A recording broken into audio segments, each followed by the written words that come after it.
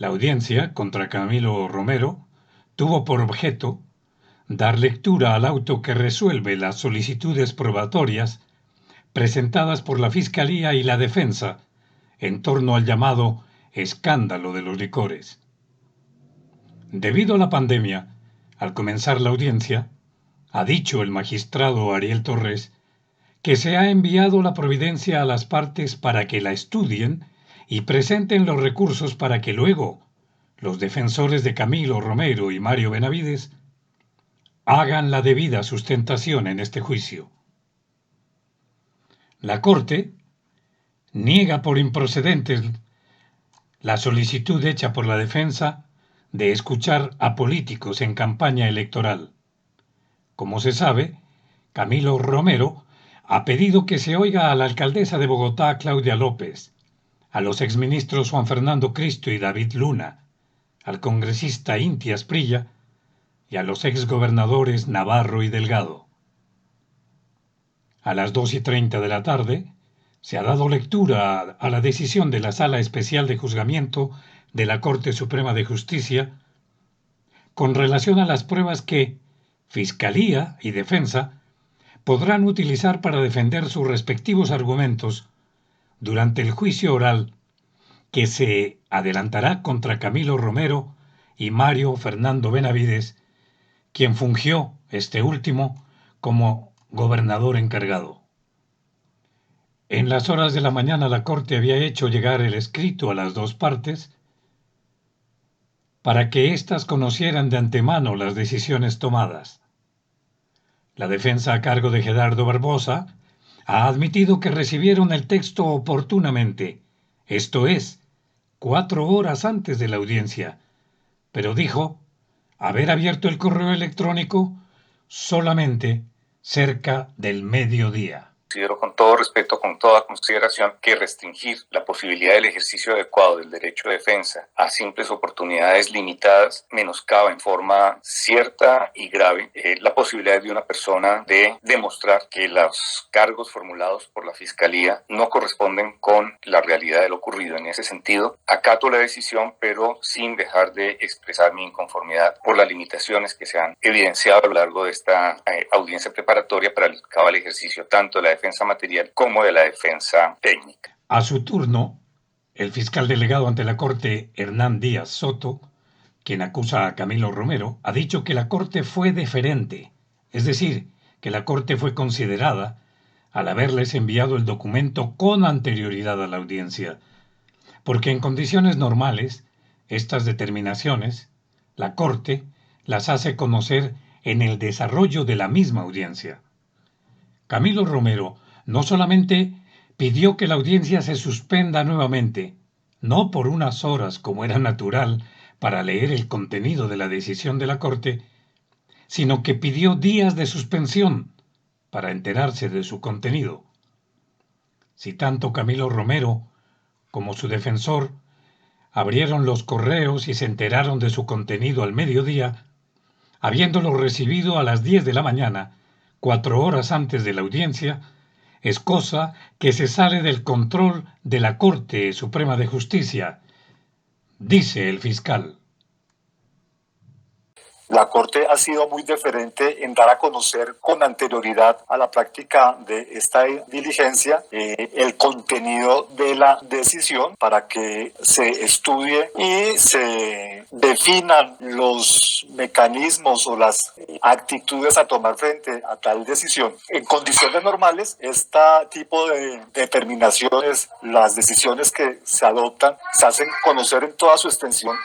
en el desarrollo de la audiencia, y en el mismo desarrollo de la audiencia pues se corre el traslado a los sujetos procesados e intervinientes para que hagan explícitas sus manifestaciones sobre el contenido de las determinaciones. El hecho de que se haya enviado la decisión con casi 4 horas de anticipación a la práctica de la audiencia parece suficiente para conocer su contenido. Cosa diferente es que hayan abierto los correos de manera tardía. Eso sí ya escapa al control, por supuesto, de la Corte. En primer lugar,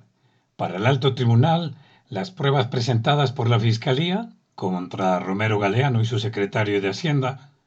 fueron pertinentes y cumplieron con las exigencias legales para adelantar el caso. Tanto las pruebas testimoniales como las documentales tuvieron el visto bueno de la Corte. No ocurrió lo mismo con las solicitudes de las defensas de Romero y Benavides. Para la Corte, no es procedente aceptar los testimonios en juicio de políticos influyentes para que hicieran un perfil político del exgobernador. Este último había pedido que se presentaran para hablar de su trayectoria política líderes políticos como Antonio Navarro, el parlamentario Asprilla, la alcaldesa de Bogotá, Claudia López, y el candidato presidencial Juan Fernando Cristo, entre otros. Pero no solo eso. La Corte Suprema tampoco aceptó que los abogados de la defensa solicitaran que no tuvieran en cuenta como pruebas los documentos e informaciones hallados en las pesquisas del CTI de la Fiscalía General de la Nación, que había realizado en las oficinas y en los computadores de la Gobernación. La Corte ha considerado que esos documentos eran de gran valor para establecer cómo ocurrieron los hechos en relación con la venta de licores y para determinar de manera técnica las acusaciones formuladas por la Fiscalía contra Camilo Romero Galeano. El centro del asunto va dirigido a saber si por orden expresa de Camilo Romero ha sido beneficiado con ese millonario contrato de los licores el licorista Richard Portilla, uno de los aportantes a su campaña política a la gobernación. También se trata de establecer el papel jugado en todo esto por parte del primo del exgobernador Felipe Arango Romero, toda vez que es un testigo de cargo de la Fiscalía General, acogido, como se sabe, a un principio de oportunidad. No hubo predisposición para favorecer a alguien de parte de Camilo Romero, ha dicho la defensa, y vuelve a insistir que Andrés Felipe Arango, el primo de Camilo, fue quien, fruto de la ruptura familiar, actúa como actúa dentro del proceso. La defensa ha dicho que el primo de Camilo realizó buena parte de las actividades que ahora se le imputan a Camilo Romero, pero eso mismo no quiere decir que bajo su administración no se hayan cometido irregularidades frente al contrato de venta de licores. Aquí, Gerardo Barbosa, abogado de la defensa. En lo que tiene que ver con la campaña, no hubo una predisposición del entonces candidato, posteriormente gobernador Camilo Romero, para favorecer los intereses absolutamente de nadie y, desde luego, en concreto, de quienes serían posteriormente adjudicatarios del contrato de venta de licores. En ese sentido, solicito respetuosamente se corrija el error de apreciación en cuanto a la pertinencia de las pruebas del grupo de pruebas mencionados y en su lugar se disponga su práctica. Resulta que el señor Felipe Arango fue quien manejó buena parte de las finanzas durante la campaña de Camilo Romero y fue la persona que, casualmente, realizó buena parte de las actividades que ahora se están imputando al señor Camilo Romero. Mostrar las razones del por qué el testigo Felipe Arango ha actuado de la forma como ha actuado es algo que guarda directa relación con los hechos jurídicamente relevantes y que resulta indispensable para el desarrollo de la teoría del caso de la defensa. Pero como Camilo Romero intentó volver con su discurso contra el exfiscal Néstor Humberto Martínez, diciendo que ya no se trata de una persecución propiamente dicha, sino que se trata de la realidad política, el fiscal delegado ante la Corte, Hernán Díaz, consideró que ese es un ataque a la institución, es un ataque contra la Fiscalía por parte de Romero y su defensor Gerardo Barbosa. Díaz Soto también se ha referido al testigo de cargo, Andrés Felipe Arango Romero, primo del exgobernador. Dijo que sobre la credibilidad de ese testigo se verá en el juicio oral en desarrollo de un contrainterrogatorio. un señalamiento institucional o personal para la Fiscalía General de la Nación o para quien era el fiscal general de la Nación, no es un asunto que tenga relevancia. Se olvida que quien presentó el caso es un fiscal delegado que valoró la evidencia y consideró en su momento que era necesario presentar imputación y luego presentar acusación conforme se procedió. Y por último, con lo que tiene que ver con rechazo del testimonio de Felipe Arango,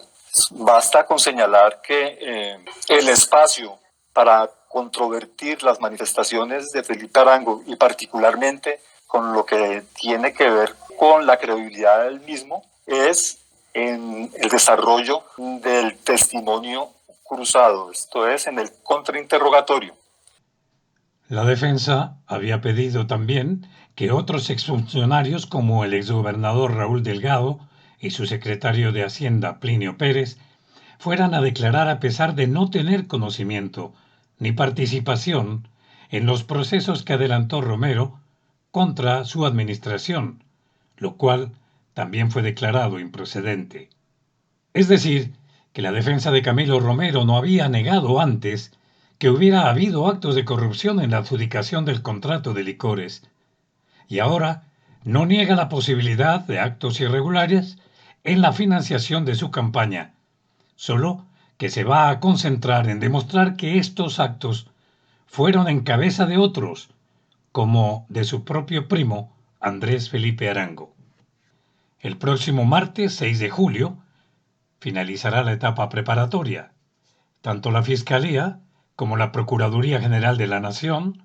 y el abogado de las víctimas, que representa a la gobernación del departamento de Nariño, estuvieron de acuerdo con las decisiones tomadas por la Corte, mientras la Contraloría Departamental se abstuvo de intervenir. Tan pronto se resuelvan las solicitudes elevadas por la defensa, es decir, tan pronto se resuelva los recursos de reposición y de apelación, se dará inicio a la etapa de juicio oral, durante la cual la Fiscalía expondrá sus argumentos y dará a conocer las pruebas recaudadas. Teniendo en cuenta los procedimientos surtidos hasta ahora, es claro que se trata de un proceso que va algo adelantado y que ha surtido las etapas de imputación, de lectura del escrito de acusación, que se adelanta el juicio y que está terminando la etapa preparatoria, por lo que se espera que las etapas del juicio oral y de la sentencia se desarrollen en los próximos días. Les habló Héctor Díaz Revelo.